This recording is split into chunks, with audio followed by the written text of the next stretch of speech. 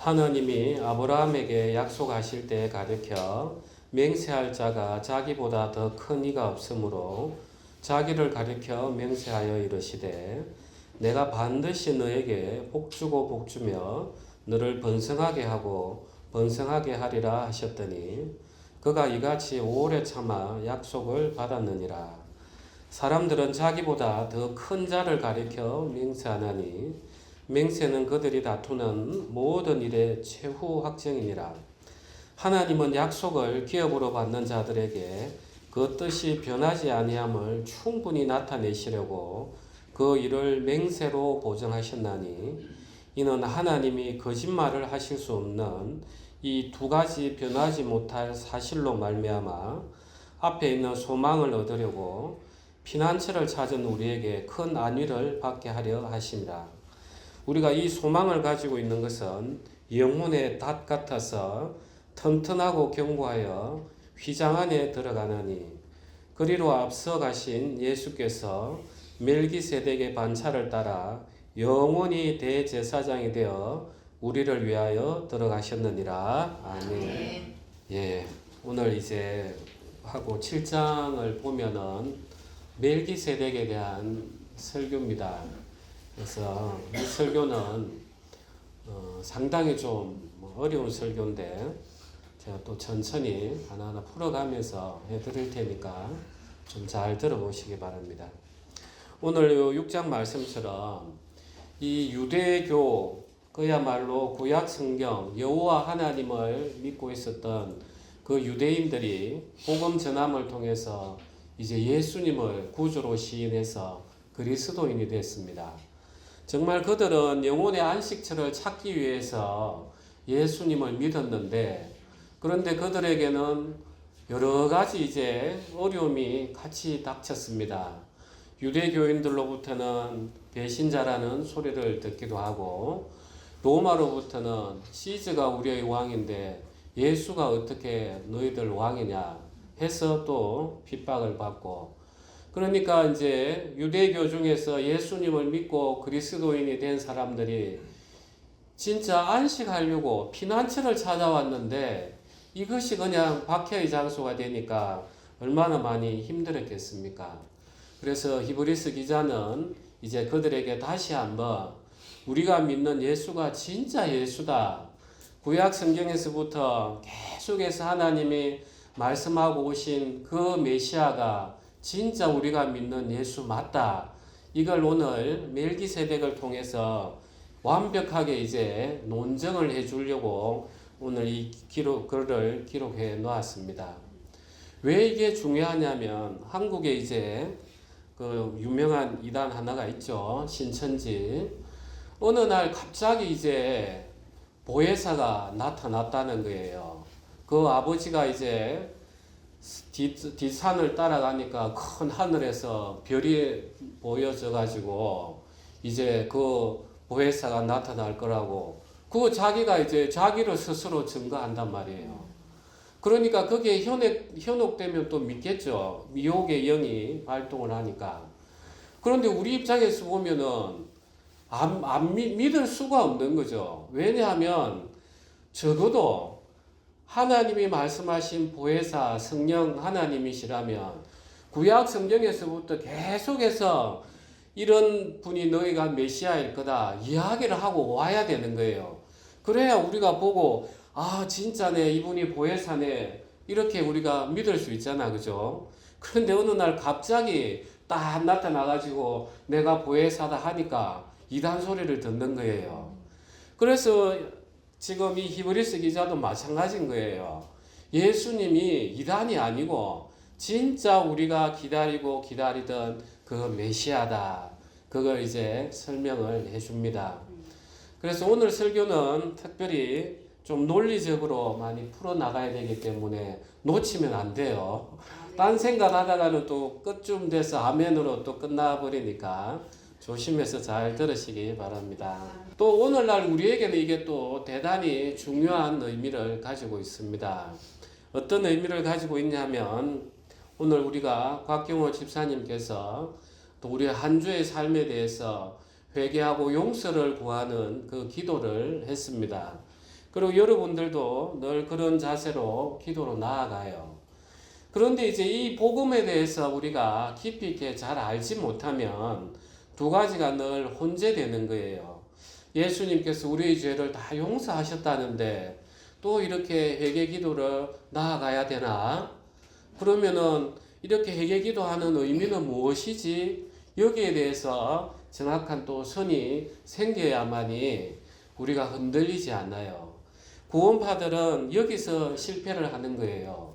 예수님께서 우리의 죄를 다 용서하시고 우리를 의인이라 칭하셨는데 왜 자꾸 죄인이라고 하면서 회개로 나아가느냐? 당신들은 그 예수님이 우리를 의롭게 한 피를 믿지 않는 거 아니냐? 믿으면 어떻게 죄인이라고 고백을 할 수 있느냐? 여기서 다 실패를 하기 때문에 자기 삶이 변화받지를 못하는 거예요. 그래서 오늘 잘 들어보셔가지고 이 멜기세덱을 통해서 우리의 신앙이 한 걸음 더 나아가는 그런 계기가 되길 바랍니다. 13절 하고 17절 우리 다시 한번 보겠습니다. 하나님이 아브라함에게 약속하실 때 가르쳐 맹세할 자가 자기보다 더 큰 이가 없으므로 자기를 가르쳐 맹세하여 이르시되 내가 반드시 너에게 복주고 복주며 너를 번성하게 하고 번성하게 하리라 하셨더니 그가 이같이 오래 참아 약속을 받았느니라. 사람들은 자기보다 더 큰 자를 가리켜 맹세하나니 맹세는 그들이 다투는 모든 일의 최후 확정이니라. 하나님은 약속을 기업으로 받는 자들에게 그 뜻이 변하지 아니함을 충분히 나타내시려고 그 일을 맹세로 보정하셨나니 해서 맹세에 대한 이야기가 나옵니다. 이제 유대 그리스도인들이 자기들이 늘 궁금해하는 게 딱 두 가지다 말이에요. 그래, 예수님이 우리의 메시아라고 치자. 그러면 예수님은 왕이신데 어떻게 제사장일 수도 있느냐? 왕과 제사장이 어떻게 겸직을 할 수 있느냐? 여기에 대해서 의문은 지난 설교에 우리가 풀었어요. 그렇다면 이제 남아있는 설교 하나가 의문이 뭐냐 하면 예수님은 분명히 유다의 자손으로 오셨는데 우리가 알기로는 제사장은 레위 족보로 와야 된다. 그러면 어떻게 이게 말이 되느냐? 이게 나는 도저히 예수님이 우리의 메시아라는 게 믿을 수 없다. 이 의문을 하나 탁 풀어줘야 되는 거예요. 그러면서 이제 히브리서 기자가 이 아브라함 이야기를 탁 들고 오는 거예요. 아브라함에게 하나님이 어떻게 맹세했는가 이걸 가지고 이제 풀어주시는 거예요. 이 히브리서 기자는 하고 싶은 말이 뭐냐면 자, 이 땅에서의 제사장은 우리의 죄를 속죄하고 하나님 앞에 우리를 중보해서 화목해 하는 이 제사장은 레위의 족보를 따라오지만 하늘에 있는 영원한 우리의 죄를 속죄하는 제사장은 하나님의 맹세로 된 분이다. 이제 이걸 설명해 주기 위해서 이 맹세 이야기를 하는 거예요. 이 하나님께서 아브라함에게 맹세한 것 중에 가장 극적인 게 창세기 22장에 있어요. 하나님께서 이제 아브라함도 얼마나 믿음이 약했습니까? 우리가 믿음의 조상이라고 하는 아브라함, 정말 그 부인 사라를 두 번이나 누이라고 해가지고 팔아먹은 거죠. 그러면서 자기 목숨 부지하려고. 그런 아브라함을 하나님은 계속해서 이제 말씀하시고 보여주시고 하면서 믿음을 키워나갔어요. 그리고 이제 마지막 테스트가 뭐였습니까? 그 아들 이삭, 진짜 100세 되었을 때 낳았던 그 이삭을 이제 다 칼로 다 이렇게 쪼개서 각을 내서 불태우는 그 번제로 드리라. 그 모리아산. 그게 우리가 지금 알고 예수님이 십자가에 못 박힌 그 갈보리산. 그게 모리아산이죠. 그러니까 하나님께서 아브라함에게 네 자식 이삭을 모리아산에 가서 번제로 드리라. 이렇게 이야기하는 게 이제 마지막 시험이었죠. 그때 이제 아브라함은 이제 그걸 사라인데 이야기했으면 큰일 나지 않았겠습니까? 사라 보고 어제 저녁에 하나님이 나에게 나타나셔가지고 사라를 번제로 드리라 하더라 하면은 사라는 어떡하겠습니까? 울고 난리 나겠죠. 당신 꿈을 혹시 잘못 꾼 거 아니냐고. 하나님이 100세나 되고 내가 90세 돼서 낳았는데 이걸 또 번제로 드리라. 당신 아무래도 잘못 들은 것 같다. 그러면서 놓겠습니까? 그러니까 아마 사라에게 이야기 안 했을 것 같아요. 아침 일찍 짐을 꾸려가지고 그 종을 데리고 모리아 산으로 갔습니다. 어떤 누가 자식을 하나님 앞에 드리는 사람이 있겠습니까? 내가 부모는 자식을 위해 죽으면 죽었지 자식을 갖다 바치는 부모는 없단 말이에요. 그런데 아브라함이 이렇게 그 자식을 하나님에게 바칠 수 있었던 것은 왜 그랬겠습니까? 그는 아브라함이 자기 종에게 했던 이야기를 보면 알 수가 있는 거예요. 내가 내 아들과 함께 산에 가서 하나님을 경배하고 같이 나 데리고 오리라. 이 이야기를 했다는 것은 아브라함은 하나님이 내가 이삭을 번제로 제사로 드리더라도 그 죽음 가운데서 살리실 거야. 그 믿음이 있었기 때문에 그 이삭을 번제로 드리러 나아갈 수 있었어요. 그러니까 이 아브라함 믿음이 얼마나 큰지 우리가 볼 수 있는 거죠. 그래서 이제 모리아 산에 가서 하나님이 아브라함이 칼을 탁 들고 이제 잡으려고 하니까 아브라함아, 아브라함아 얼마나 급하게 다급하게 부르십니까? 그래서 이제 하나님께서 이삭에 손대지 말고 그 옆에 준비된 양이 있었죠. 그래서 그 산을 여호와 이레라 한다. 그렇게 하시잖아요. 준비되어 있었다. 그래서 이제 그 순양을 잡아서 번제로 드리고 이삭을 데리고 왔습니다. 그때 하나님이 약속하셨던 게 오늘 이 맹세의 말씀이에요. 이게 창세기 22장에 나오는 부분입니다. 그래서 하나님께서 이제 맹세를 하시는 거예요. 내가 복을 주겠다 하시면서 하나님께서는 맹세를 하시는데 하나님보다 높으신 분이 있습니까? 없죠. 그러니까 하나님께서는 맹세를 누구를 걸고 맹세를 하는 거예요? 하나님 당신 자신을 걸고 맹세를 하는 거예요. 그래서 이 맹세라는 게 샤바라고 합니다. 히브리어로. 이 샤바는 뜻을 또 다른 중요한 뜻을 가지고 있어요. 7번 하다 이 뜻을 가지고 있어요. 그래서 우리가 브엘세바 맹세의 우물 하죠. 그래서 그 7번 샤바라는 게 7번을 하다. 그래서 고대 근동에서는 맹세를 확정하기 위해서 양을 7마리 가져온다든지 7번 내가 다짐을 한다든지 7번 7명의 증인을 데리고 와서 확정을 시키는 그렇게 했어요. 그러니까 완벽한 숫자란 말이에요. 성경에서 7은. 그래서 완벽한 숫자로서 내가 보증을 한다. 그러면서 하나님이 보증하실 때는 하나님이 보증하시고 그 효과가 하나님에게 오시기 때문에 니샤바 이름이 니샤바 수동태 형태로 해서 내가 보증을 하는데 그 효과도 내게 오는. 그러니까 하나님보다 높으신 분이 없으니까 하나님이 맹세하면은 분명한 거죠. 그래서 이제 오늘 그 이야기를 하고 있는 것입니다. 17절에 하나님은 약속을 기업으로 받는 자들에게 그 뜻이 변하지 아니함을 충분히 나타내시려고 그 일을 맹세로 보증하셨나니 이는 하나님이 거짓말을 하실 수 없는 이 두 가지 변하지 못할 사실로 말미암아 앞에 있는 소망을 얻으려고 피난처를 찾은 우리에게 큰 안위를 받게 하려 하심이라. 그래서 두 가지 변하지 못할 사실이 있다는 거예요. 하나님이 약속하셨어요. 하나님이 거짓말 하시는 분입니까? 신실하신 분이란 말이에요. 하나님은 약속만 하셔도 우리는 그 약속을 믿어낸단 말이에요. 아, 하나님 약속하셨으니까 이거 분명히 이루어지는 거야 하면서도 믿는데 여기에다 하나님 당신이 맹세로 보증을 했으니까 이는 분명히 하나님께서 약속을 지키신다는 확증을 우리에게 해주시는 거예요. 아멘 되시죠? 자, 하나님께서 뭘 지금 이 맹세로 한 겁니까?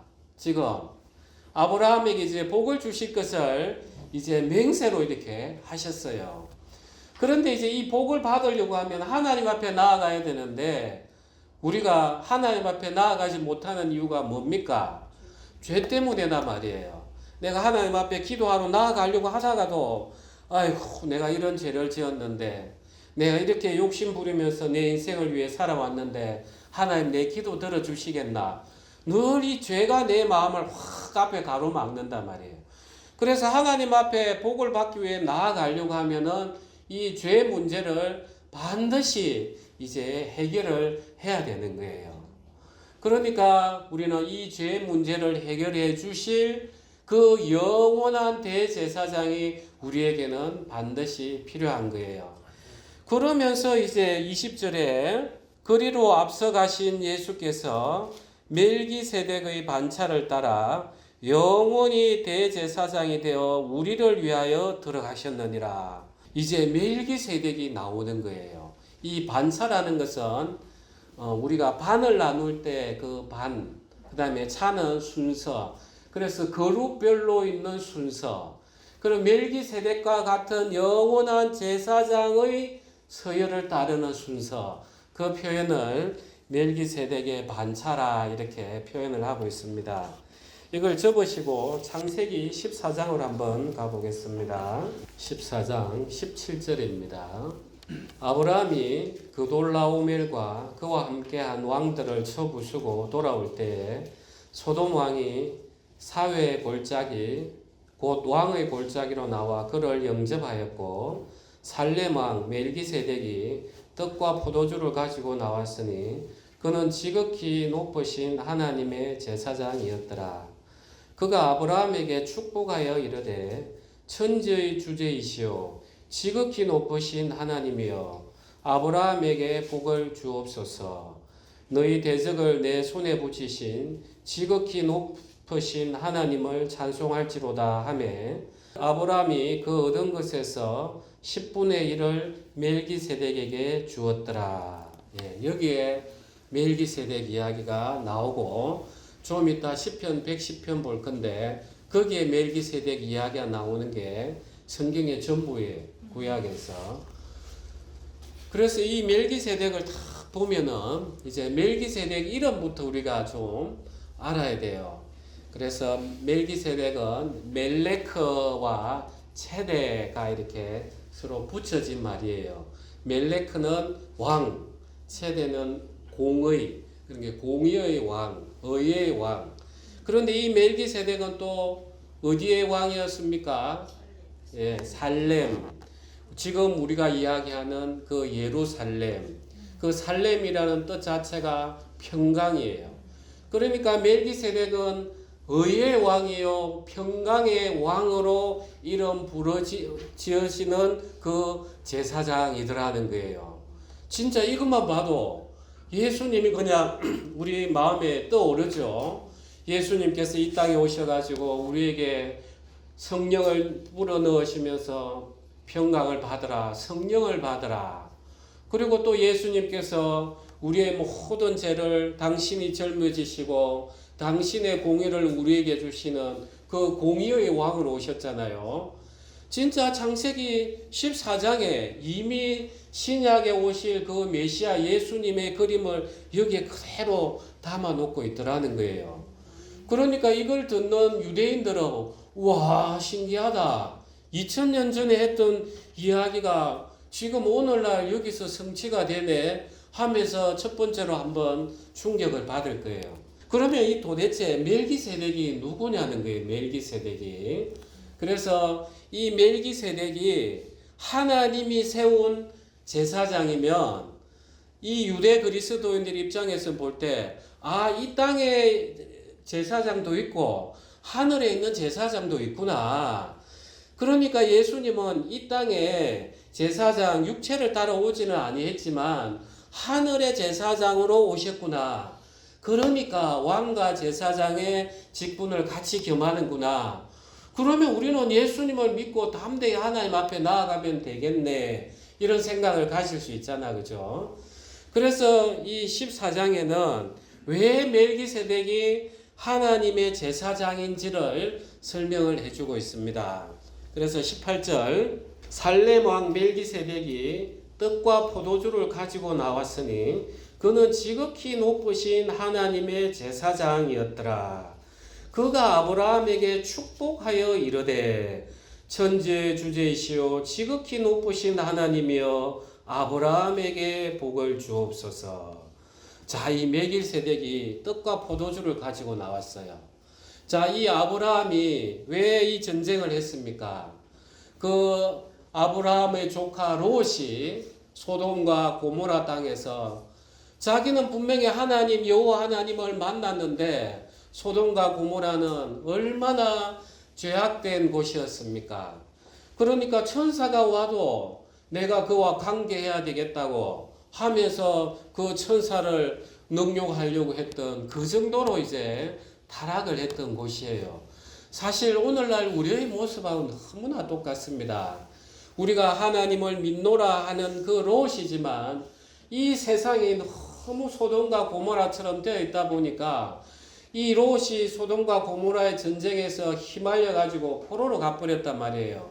우리도 정신을 차리지 않으면 세상에 그냥 롯처럼 포로로 끌려가 버린단 말이에요.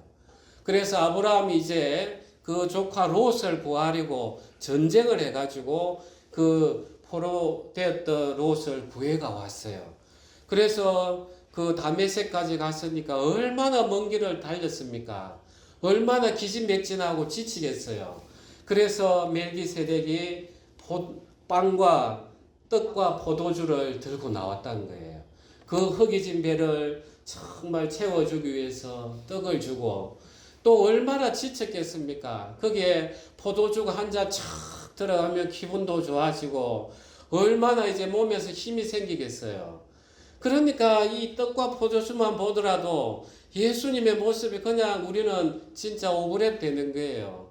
우리 인생에서 우리가 얼마나 이 땅에서 잘 살아보려고 힘을 주고 태어났습니까? 그런데 살아보니까 이 육체를 괴롭히는 인생의 고난이 얼마나 많아요. 지친단 말이에요. 그래서 예수님 당신이 살을 우리에게 주시고 그 다음에 예수님의 피를 우리에게 주셔가지고 우리로 하여금 하나님 앞에 담대히 나아가서 힘을 얻게 하도록 하기 위해서 예수님 오셨던 것처럼 멜기세덱이 떡과 포도주를 가지고 나와서 그 아브라함에게 이제 주었단 말이에요. 아브라함이 뭘 필요로 하는지 가장 잘 아는 거예요. 그러면서 왜 이 멜기세덱이 제사장인지 이제 중요한 부분이 나옵니다. 그가 아브라함에게 축복하여 이르되 천지의 주제이시오 지극히 높으신 하나님이여 아브라함에게 복을 주옵소서. 이 제사장이 지금 멜기세덱이 누구 이름으로 복을 명하고 있습니까? 하나님 이름으로 명하고 있는 거예요.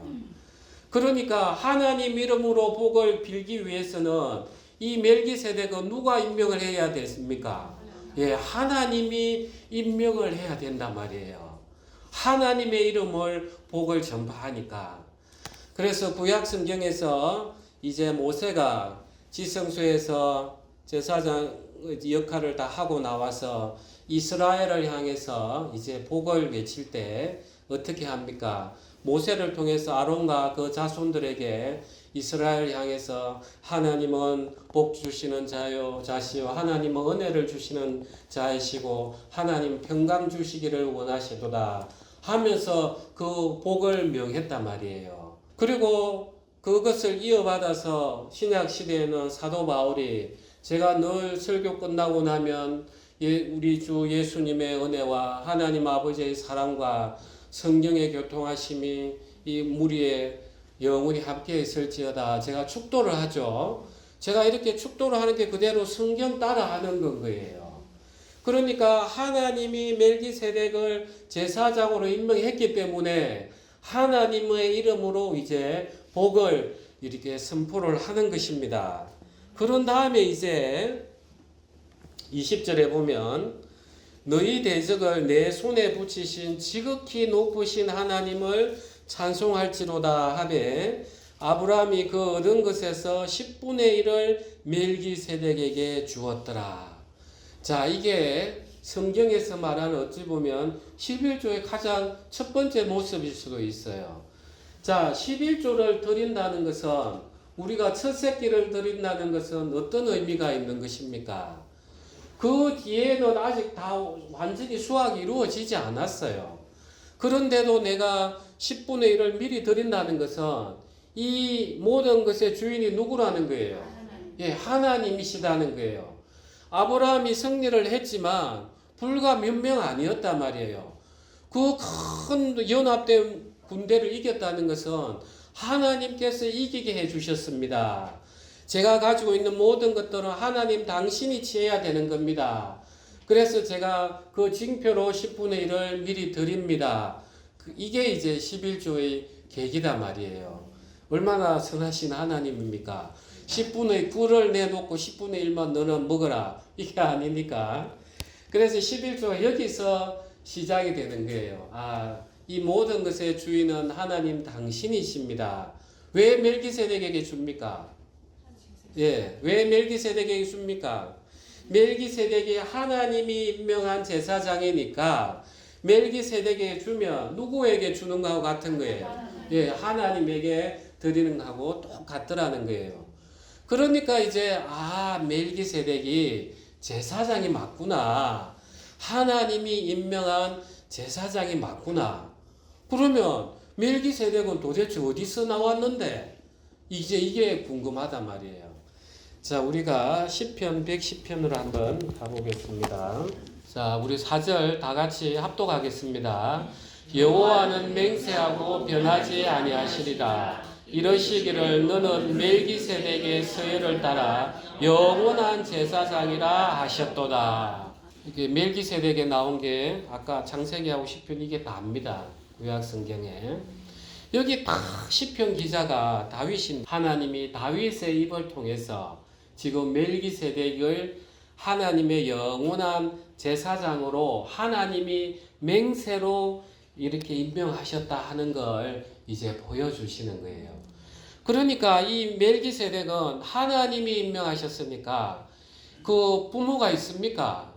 족보도 없고 어머니도 없고 아버지도 없는 그야말로 그 멜기세덱의 서열을 따라 영원한 제사장이니까 어떤 누구의 족보가 없는 거예요.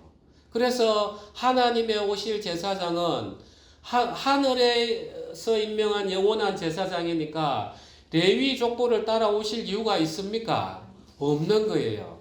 그래서 하나님께서는 이 창세기와 다윗의 입을 통해서 오실 그 메시아 제사장 영원한 대제사장인 예수님은 하나님이 임명하신 그 영원한 제사장이다 하는 걸 당신이 맹세로 이렇게 말씀을 하고 계시는 것입니다. 그럼 이제 이걸 탁 듣는 유대인들 입장에서 한번 생각을 해 보십시오. 와, 신비하네. 정말 나는 그동안 구약 성경에 있는 레위 족보의 제사장만을 계속해서 생각을 했는데 내가 모르는 하나님이 임명한 영원한 제사장이 있었구나. 야, 정말 신비하네. 이 땅에서는 피를 따라서 레위 족속을 따라왔지만은 하나님은 당신의 맹세를 통해서 그 영원한 제사장을 임명하셨구나. 하나님 찬양합니다. 하면서 이제 예수님을 믿는데 어려움이 있습니까? 예, 어려움이 없는 거예요. 그러니까 이 히브리서 기자를 얼마나 하나님께서 성령의 깨달음을 주셔가지고 창세기의 14장하고 시편 110편을 가지고 예수님을 설명을 해내는 거예요. 이게 진짜 성령의 조명하심인 겁니다. 그래서 우리가 성경을 쭉 읽다가도 분명히 쭉 그동 평소에는 아무 문제 없이 읽었는데 어느 순간 탁 설 때가 있단 말이에요. 그때는 또 우리가 잠시 접어두고 하나님 왜 이 말씀을 하셨을까 깊이 묵상을 하면 그 성경 이면에 있는 하나님의 마음이 보여지는 것입니다. 제가 오늘 이 이야기를 하면 이제 신하처럼 생각하는 분이 계세요. 이 멜기세덱. 아니 우리가 있는 성경도 믿기도 어려운데 하늘의 제사장이 어느 순간 14장에 하나님이 잠깐 한 장면 보여주셨는데 이걸 우리가 어떻게 믿어내? 이리 생각할 수 있어요. 그런데 한번 잘 생각해 보십시오. 이 창세기는 누가 기록했습니까? 예, 모세가 기록을 했어요. 하나님이 아브라함에게 나타나실 때가 BC 한 20세기니까 한 2000년, BC 2000년 정도로 보고 치면, 자, 모세가 이제 이걸 기록할 때는 BC 한 1500년 전후다 말이죠. 그러면 이 500년 텀이 있어요. 그때는 한 세대가 100년을 살았어요. 그래서 애굽에서 노예 생활을 400년간 하면서 4대에 걸쳐서 생활을 했어요. 그때는 성경이 기록되지 않았어요. 그때는 어떻게 내려왔습니까? 예, 입으로 전달이 됐단 말이에요. 입으로 전달되는 이게 우리가 글로 전달되는 게 물론 변하지는 않지만 입으로 전달되는 게 얼마나 정확한지 한번 잘 생각해 보십시오. 내가 구약 성경에 있는 족보를 그 후세에게 이야기해 주려고 하면 내가 머릿속에서 다 알아야 돼요. 계속 되새겨야 되고, 그리고 그 당시에 뭐 오늘처럼 뭐 휴대폰이 있고 유튜브가 있는 게 아니잖아요. 늘 누워서 밥 먹고 나면 하늘 보고 별 보고 다른 게 할 게 없단 말이에요. 그러면 할아버지 우리 조상님 이야기 해주세요. 이제 늘 하는 이야기가 구전되어 왔던 이야기를 하는 거예요. 그러니까 기억이 틀릴 수가 없어요. 그러다가 또 혹 한두 사람이 그 몇 대 조상 이름이 생각이 안 난다 하면 누가 있습니까? 여럿이 있는 거예요. 그게 우리가 집단지성이라 하는 거죠. 내가 기억이 안 나면 거기서 물어가면서 그 기억을 되새겨낸단 말이에요. 모세도 이렇게 기록했던 것은 그 조상들로부터 계속 들었던 것을 하나님의 또 성령의 감동으로 기록을 했다는 거예요. 그래서 우리는 이 성경의 말씀들을 볼 때 신화처럼 생각하면 안 됩니다. 진짜 이 말씀이 그대로 이어져 왔기 때문에 이 이스라엘 백성들이 계속해서 그 죽음의 위기에서도 성경을 필사하고 외우고 족보를 외웠기 때문에 이 지금 성경이 남아있는 거예요. 그러니까 하나님께서는 이 성경의 말씀을 통해서 정말 우리에게 이 변하지 않는 이 사실을 이야기해 주고 싶은 거예요. 정말 오늘 이 멜기세덱 이야기를 보십시오. 정말 유대 그리스도인들은 어떻게 보면은 의문을 얼마나 가질 수 있겠습니까? 예수님이 유다 지파로 와야 되는데 유다 지파로 오셨는데 레위 지파의 제사장이라고 난 도저히 못 믿겠어. 이제 이걸 딱 풀어주시는 게 이 멜기세덱이었단 말이죠. 우리가 히브리서 돌아가겠습니다. 히브리서 7장. 자, 7장 1절. 이 멜기세덱은 살렘 왕이요 지극히 높으신 하나님의 제사장이라. 여러 왕을 쳐서 죽이고 돌아오는 아브라함을 만나 복을 빈 자라. 아브라함이 모든 것의 10분의 1을 그에게 나누어 주니라. 그 이름을 해석하면 먼저는 의의 왕이요 그 다음은 살렘 왕이니 곧 평강의 왕이요 아버지도 없고 어머니도 없고 족보도 없고 시작한 날도 없고 생명의 끝도 없어 하나님의 아들과 닮아서 항상 제사장으로 있느니라. 그냥 이해가 되시죠? 그 다음에 또 읽어보겠습니다. 이 사람이 얼마나 높은가를 생각해보라. 멜기세덱입니다. 조상 아브라함도 노략물 중 10분의 1을 그에게 주었느니라. 레위의 아들들 가운데 제사장의 직분을 받은 자들은 율법을 따라 아브라함의 허리에 난 자라도 자기 형제인 백성에게서 10분의 1을 취하라는 명령을 받았으나 레위 족보에 들지 아니한 멜기세덱은 아브라함에게서 10분의 1을 취하고 약속을 받은 그를 위하여 복을 빌었나니 논란의 여지 없이 낮은 자가 높은 자에게서 축복을 받느니라. 또 여기는 죽을 자들이 10분의 1을 받으나 저기는 산다고 증거를 얻은 자가 받았느니라. 또한 10분의 1을 받는 레위도 아브라함으로 말미암아 10분의 1을 바쳤다고 할 수 있나니 이는 멜기세덱이 아브라함을 만날 때에 레위는 이미 자기 조상의 허리에 있었습니다. 그러니까 이제 그 유대 그리스도인을 향해서 마지막 설명을 해주는 거예요. 봐라, 아브라함이 정말 그 하나님의 제사장이신 멜기세덱에게 10분의 1 바치지 않냐. 근데 너 레위 족속들, 너는 이스라엘 백성 나머지 11지파로부터 11조 받지. 그거 받아가지고 너 하나님 제사도 지내고 너 생계도 유지하고 성막도 가꾸고 하잖아. 너 왜 받겠어? 너가 하나님을 섬기니까 받는 거잖아. 그런데 아브라함이 하나님 앞에 11조 드릴 때 그 레위는 아브라함의 몸에 있었단 말이죠. 몸을 통해서 나아갔으니까. 그러니까 아브라함이 멜기세덱에게 10분의 1을 드렸다는 것은 레위 너 지파가 그대로 멜기세덱을 섬긴 거하고 똑같잖아 하면서 너희가 예수 그리스도를 섬기는 게 너무 합당하다. 이 이야기를 지금 하면서 확정을 해주고 있습니다. 그러면서 이제 11절에 레위 계통의 제사 직분으로 말미암아 온전함을 얻을 수 있었으면 백성이 그 아래서 율법을 받았으니 어찌하여 아론의 반차를 따르지 않고 멜기세덱의 반차를 따르는 다른 한 제사장을 세울 필요가 있느냐.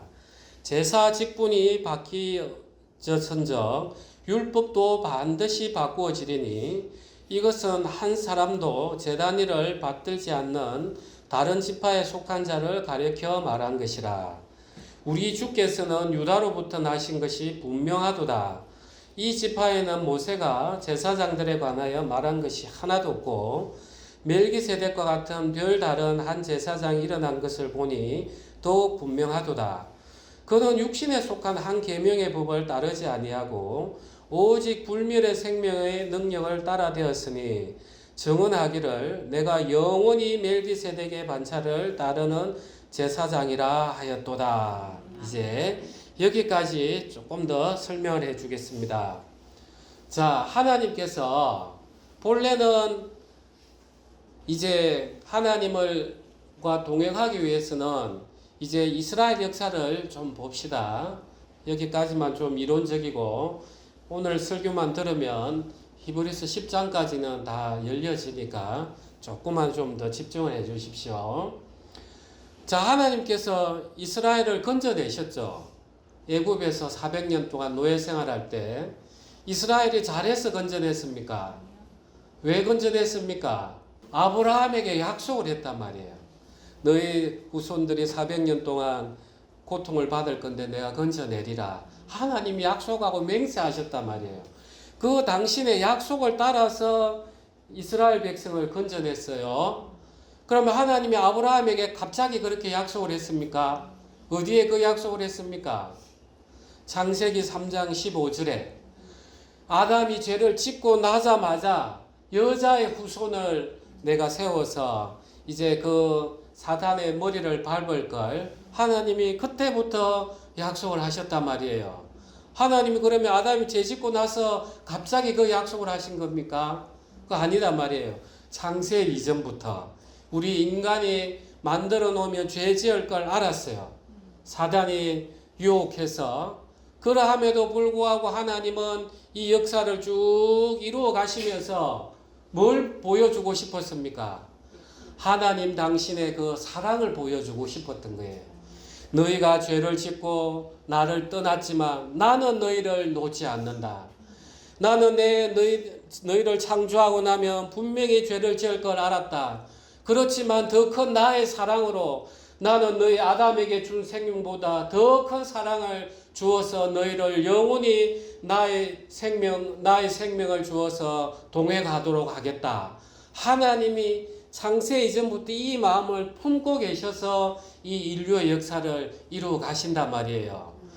그러니까 이제 하나님이 아브라함을 통해서 이제 하늘에 있는 뜻을 이 땅에 지금 보여주고 계시는 거예요.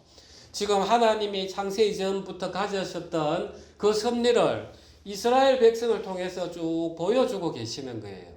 그러니까 이 이스라엘 백성이 잘한 게 있습니까?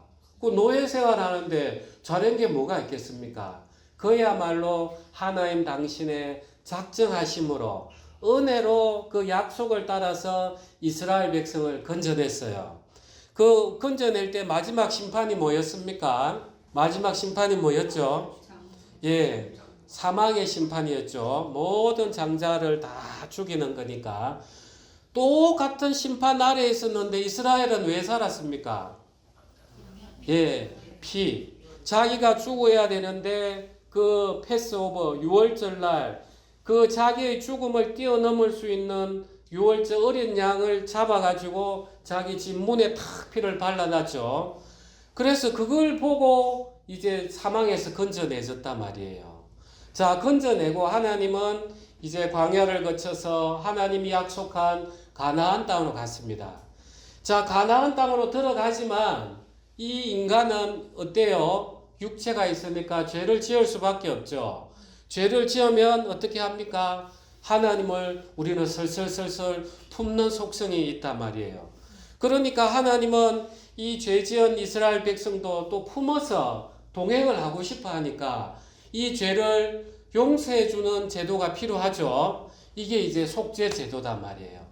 그래서 죄 지을 때마다 성전에 가서 제사 지내고 또 때로는 1년에 한 번 대속죄일에 온 이스라엘의 죄를 속해 줄 수 있도록 그런 제사 제도를 하나님이 만들어 놓으셨던 거예요.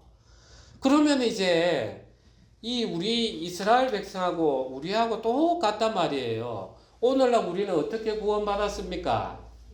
예, 예수님 피로 말미암아서 그 유월절 어린 양 되시는 그래서 우리가 잘해서 구원받은 게 있습니까? 하나도 없어요.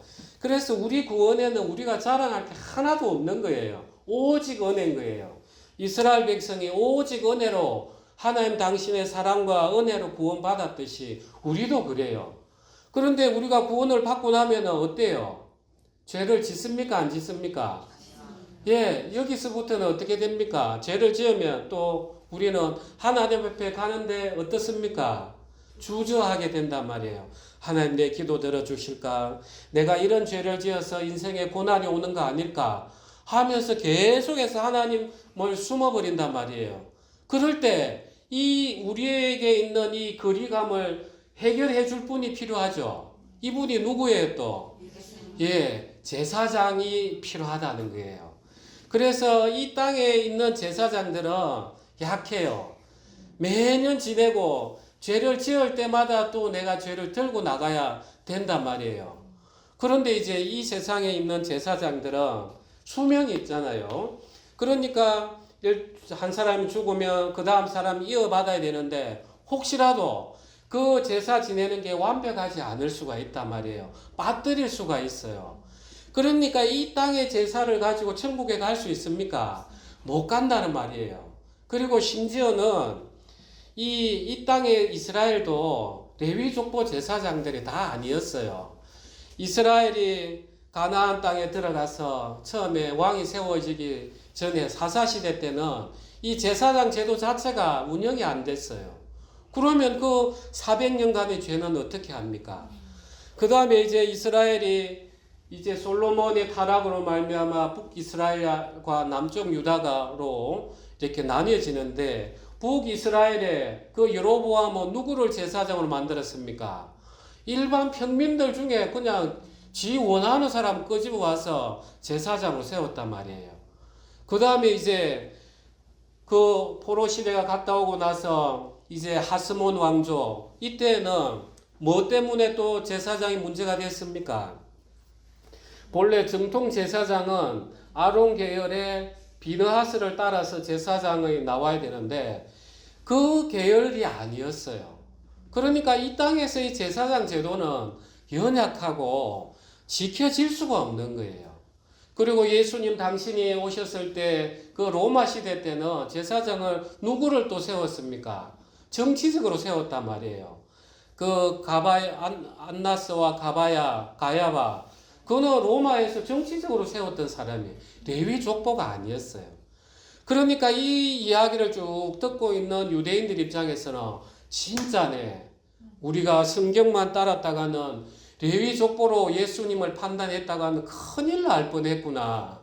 진짜 이 레위 족보에 따라온 제사장들은 그야말로 하늘에 있는 제사장의 그 하나님의 섭리를 보여주시기 위한 모형이구나 하는 걸 이제 알겠죠? 히브리서 10장 한번 가봅시다. 10장 1절 우리 다 같이 합독하겠습니다. 율법은 장차 올 좋은 일의 그림자일 뿐이요 참 형상이 아니므로 해마다 늘 드리는 같은 제사로는 나오는 자들을 언제나 온전하게 할 수 없느니라. 이제 딱 이해가 되죠? 예. 이해가 되십니까? 딴 생각하셨던 거 아닌가 모르겠네. 자, 그러니까 한번 보십시오. 이 땅의 제사장 제도는 하늘에 있는 걸 하늘 안 보인단 말이에요. 영의 세계니까. 우리가 볼 수 있도록 육의 세계로 통해서 그냥 보여주는 샘플인 거예요. 하나님이 진짜 이야기하고 싶은 거는 뭡니까? 그 위에 있는 하늘의 세계단 말이에요. 우리가 남녀 간에 사랑을 해도 마찬가지예요. 우리가 막 안고 키스를 하고 하지만 그거는 뭘 표현하고 싶은 거예요? 사랑을 표현하고 싶은 거단 말이에요. 그런데 손 안 잡고 뭐 안 안아준다고 해서 사랑이 없는 겁니까? 그게 아니다 말이에요. 그 모형을 통해서 그 이면을 보여주고 싶은 거단 말이에요. 그러면 이제 정리해 봅시다. 자, 이 땅에서는 죄를 지을 때마다 제사를 지내야 되죠. 그런데 이제 이 제사는 한계가 있었단 말이에요. 죄 지을 때마다. 또 제사장들이 중간에 내가 잘 보였는데 또 죽어버리네. 또 새 제사장인데 가서 내가 또 비밀리에 가서 아이고 제사장님 제가 이런 죄를 지었습니다. 또 이 이야기를 해야 되는 거예요. 그러니까 한계가 있어. 그런데 하늘의 제사장은 바뀝니까? 영원하신 그 예수님께서 제사장으로 계시기 때문에 우리가 다시 이 내 죄를 위해서 제사 드릴 필요가 있습니까? 없죠. 10장 17절 넘겨보세요. 17절 18절 우리 다 같이 합독하겠습니다. 또 그들의 죄와 그들의 불법을 내가 다시 기억하지 아니하리라 하셨으니 이것들을 사하셔선즉 다시 죄를 위하여 제사 드릴 것이 없느니라. 아멘. 그래서 우리 죄가 영원히 속죄함을 받았다는 게 이 멜기세덱을 통해서 보여주신 예수님의 제사 직분을 통해서 확정이 되는 것입니다. 아멘 되시죠? 그래서 우리는 죽음 앞에 설 때도 내 죄 때문에 뭐 지옥 가는가 이런 게 아니라는 거예요. 이미 우리는 예수 그리스도의 보혈로 구원함을 받았기 때문에 우리는 이제 지옥 그걸 앞두고 염려하는 이런 세계가 아니에요. 다만 진짜 내가 예수님의 보혈로 구원을 받았는가 안 받았는가 이게 늘 살펴가면서 봐야 될 문제라는 거예요. 그래서 내가 이 죄를 지었기 때문에 하나님 날 지옥에 보내시는 거 아닌가? 이거는 예수님 안 믿는 거하고 똑같은 거예요. 예수님이 영원한 제사장으로 우리의 죄를 영원히 속죄하셨기 때문에 그로 인해서 우리는 끝이 났어요. 그런데 이제 우리는 살아가면서 죄를 짓죠. 이걸 그러면 어떻게 우리는 해결을 해야 될까요? 우리가 요한 1서 신약성경 보고 정리하도록 하겠습니다. 요한 1서 2장 1절 제가 조금 읽겠습니다. 나의 자녀들아 내가 이것을 너희에게 쓰면 너희로 죄를 범하지 않게 하려 함이라. 만일 누가 죄를 범하여도 아버지 앞에서 우리에게 대언자가 있으니 곧 의로우신 예수 그리스도시라. 그는 우리 죄를 위한 화목 제물이니 우리만 위할 뿐 아니요 온 세상의 죄를 위하심이라. 우리가 그의 계명을 지키면 이로써 우리가 그를 아는 줄로 알 것이요 그를 아노라 하고 그의 계명을 지키지 아니하는 자는 거짓말하는 자요 진리가 그 속에 있지 아니하되 누구든지 그의 말씀을 지키는 자는 하나님의 사랑이 참으로 그 속에서 온전하게 되었나니 이로써 우리가 그의 안에 있는 줄을 아노라. 그의 안에 산다고 하는 자는 그가 행하시는 대로 자기도 행할지니라. 자, 우리는 죄를 지어요. 육체가 있기 때문에 죄를 지면 하나님 앞에 다 거리가 생겨요. 구약 시대였다면 다시 속죄 제사를 지내고 속죄일을 기다렸을 거예요. 그런데 지금은 제사가 없어졌어요. 그래서 우리는 그냥 예수님 앞에 나아가는 거예요. 왜냐? 이 죄 때문에 하나님하고 나하고 담이 생겼기 때문에 천국 지옥의 문제가 아니라 우리는 하나님으로부터 성령의 은혜를 받아야만이 이 세상에 힘을 받아가지고 죄를 이겨나갈 수 있어요. 그래서 율법을 지켜나갈 수 있어요. 그런데 죄가 탁 있으면 하나님으로부터 오는 능력을 받지 못한다는 거예요. 그래도 우리는 예수님의 피를 의지해서 다시 내 자신을 돌아보고 하나님 앞에 담대히 나아가라는 거예요. 이게 우리가 기도하는 이유인 거예요. 오늘 우리 곽경호 집사님 기도하셨던 것처럼 우리가 하나님 또 지난 한 주 이런저런 죄를 짓고 제대로 살지 못했습니다. 이 고백하는 것 자체가 어떻게 보면 옛날에는 짐승을 들고 가야 되지만 주님 불쌍히 여겨주십시오. 제가 그래서 예수님의 피를 힘입어서 또 기도로 나아갑니다. 제 영혼을 소생시켜서 성령으로 주님의 당신의 길을 걸어갈 수 있도록 능력 주십시오 하는 그 기도인 거예요. 아멘. 우리 기도하겠습니다.